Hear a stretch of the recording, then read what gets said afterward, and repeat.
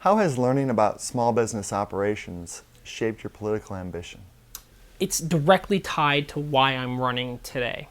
So there's a huge conversation on the Upper West Side about preserving mom and pops and small businesses.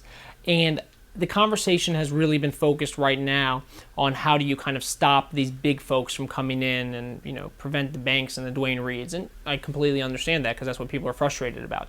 If we wake up in 10 years and the Upper West Side is $1 million, apartments and banks and Dwayne Reed, that's not a community. That's not where you want to be. That's not why I moved there.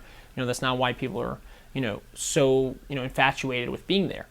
But my kind of approach, and I think this gets to having a different perspective, is less about being angry at those guys and being more angry about the fact that the small businesses are failing, okay? So part of that is directly correlated to understanding how hard it is today dealing with the city.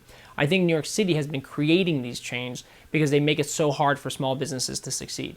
They work hard to get you open, and then the health department, consumer affairs, the building department, it's just so hard to deal with it. And if you're running a small coffee shop and you have 3 people, and you just constantly are getting inundated and hit with fine after fine after fine, you can't go down there and argue with it, so you end up getting stuck paying it. And no one's ever been on the side of these small businesses. And I've been met with countless restaurateurs who are just so genuinely passionate and excited about me running because they see me as an opportunity to have an advocate in city council to help defend them, protect them, and make it easier for them. It is hard as nails running a business. We operate the Russian tea room.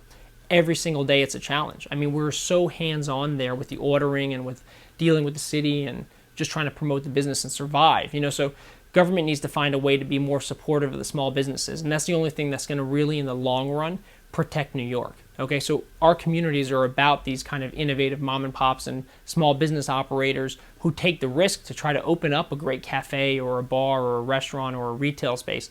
And if it's too hard for them or they're deterred from doing it, then the big national chains are just going to come in, and then all of a sudden we're going to be a big mall. And that is absolutely not what we want.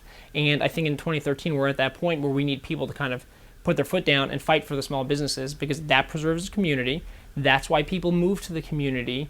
Business comes to New York because those people are here, and it's just an entire economic development cycle. So if we're kind of making it so hard for these folks, then it's just going to have such an adverse impact on the entire city.